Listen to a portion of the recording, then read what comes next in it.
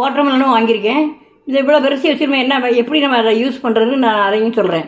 இப்போ நம்ம கட் பண்ணி நம்ம வந்து உள்ள பீஸ் பீஸாக போட்டு நீங்கள் 3-4 டப்பாவில் போட்டு வச்சிட்டிங்கன்னு வச்சுங்களேன், நம்ம தினம் ஒரு போட்டு ஃப்ரிட்ஜுக்குள்ளே வச்சிடலாம்.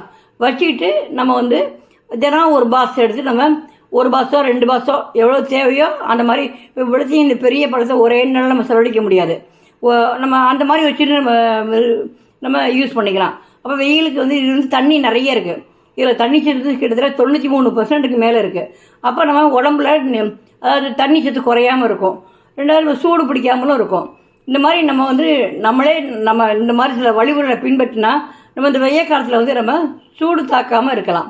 நான் அதையும் உங்களுக்கு நான் காமிக்கிறேன். இப்போது இந்த வாட்டர்மெலனை கட் பண்ணி இப்படி பீஸ் பீஸாக போட்டு நம்ம பாக்ஸில் போட்டு மூடி ஃப்ரிட்ஜில் வச்சிட்டோம்னாக்கா நம்ம காலம்புறையே எடுத்து உள்ளே வெளியில் வச்சிட்டோம்னாக்கா நம்ம 11 மணி 12 மணிக்கு சாப்பிட்றதுக்கு நல்ல